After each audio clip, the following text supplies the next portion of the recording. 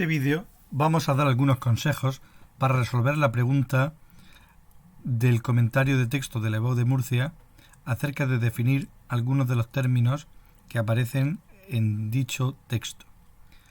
En primer lugar, tenemos que tener en cuenta que para definir un término debemos respetar la categoría gramatical a la que pertenece, la clase de palabra de la que se trata.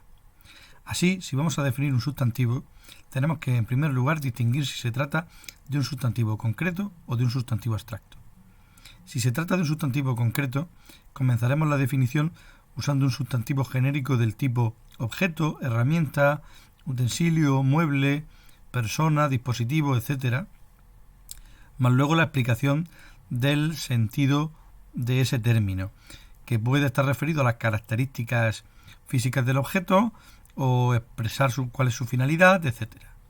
Por ejemplo, para definir el sustantivo concreto tenedor, empezamos con un sustantivo, utensilio, luego hablamos de su forma, con púas, y luego de su finalidad, que sirve para comer alimentos sólidos.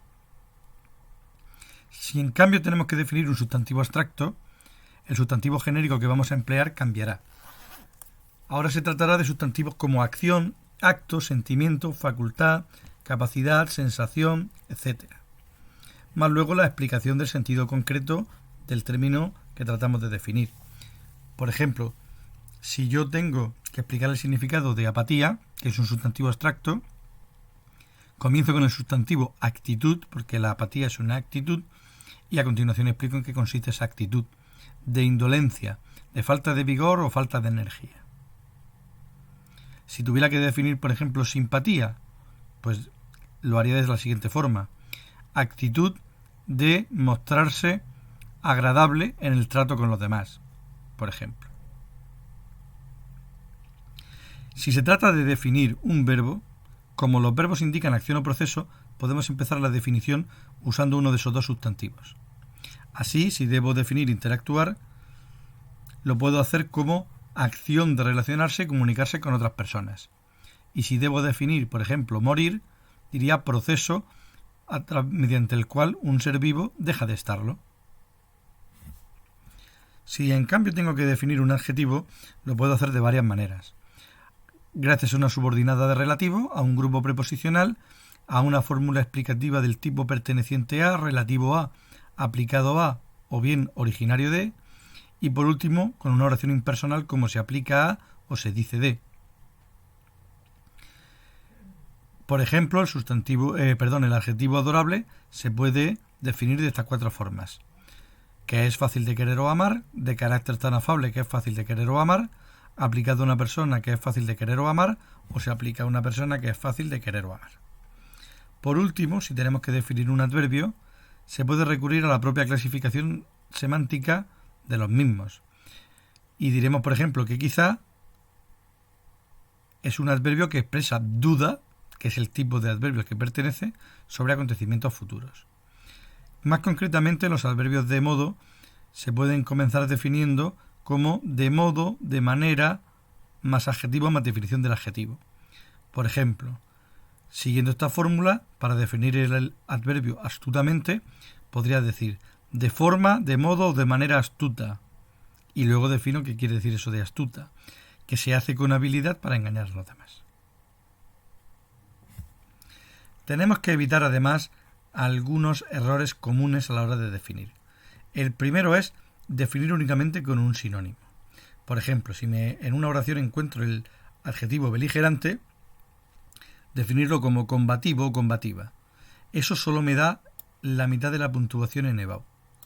Hay que definir el término sin recurrir solo a un sinónimo, sino explicando cuál es su significado, de manera desarrollada, redactada. Por ejemplo, podríamos decir, puesto que es un adjetivo, recurrimos a una subordinada de relativo que muestra tendencia al combate, a la polémica o a la lucha. Otro error frecuente es definir el significado genérico del término, pero no el sentido concreto que tiene en el texto. Imaginemos una oración como ese jugador ya no es la bandera de su equipo. Sería un error definir bandera como una tela de forma rectangular que se emplea como seña de un país o nación, como cuando hablamos de la bandera de España. No, aquí se trata de persona que se considera el máximo referente de un grupo. Otro error frecuente es definir mediante la negación. Por ejemplo, definir inestable como que no es estable. No, hay que definir en términos positivos, en términos asertivos. Inestable podríamos definirlo como que cambia con frecuencia y carece de equilibrio.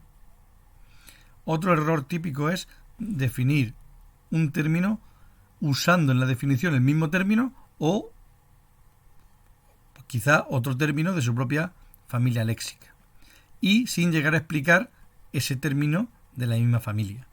Por ejemplo, en la oración tiene problemas psicológicos, me piden que defina psicológicos. Yo no me puedo limitar a decir referido a la psicología para definir psicológico, sino que tengo que explicar qué es la psicología. Referido a la psicología, ciencia que estudia la mente y la conducta de las personas. Otro error típico es definir de forma excesivamente genérica, usando palabras cliché como cosa, etc. Por ejemplo, en la oración puso la cacerola en el fuego, me piden que defina la palabra cacerola. Yo no puedo decir cosa de metal utilizada para cocer y guisar. Debo sustituir el sustantivo demasiado genérico, demasiado inconcreto, cosa, para utilizar el de utensilio, que es mucho más específico y mucho más concreto. Utensilio de cocina fabricado en metal que se usa para cocer y guisar. Otro error típico es definir de forma contradictoria o confusa. Por ejemplo, si me piden que defina armario, hacerlo de esta manera. Mueble para guardar ropa con dos puertas donde se puede guardar también otras cosas. Como vemos, es una definición desordenada. Es mejor hacerlo de esta forma. Mueble con puertas y estantes o perchas para guardar ropa u otros objetos. Como vemos, primero empezamos con un sustantivo genérico, luego hablamos de las características de dicho mueble y luego de su finalidad. Y no como hemos hecho antes, que hemos empezado a hablar de la finalidad, nos hemos pasado a hablar de sus características y luego hemos retomado la finalidad. Hay que seguir un orden en la definición. Y por último, otro error del que debemos advertir es definir sin respetar la categoría gramatical de la palabra. Si me piden, por ejemplo, en la oración acudí a la representación de la obra que defina representación, que es un sustantivo, no puedo definir como si fuera un verbo y decir ejecutar en público una obra dramática. Es un sustantivo y por lo tanto debo empezar siguiendo los consejos para definir un sustantivo. Como representación es un sustantivo abstracto, empiezo con un sustantivo genérico, por ejemplo, como acción, y luego ya, como se ve aquí, pues trato de especificar el sentido de esa acción de realizar en público una obra de teatro. Por lo tanto, tened en cuenta estos consejos y estas advertencias sobre errores comunes a la hora de tratar de definir los términos subrayados que aparezcan en el texto.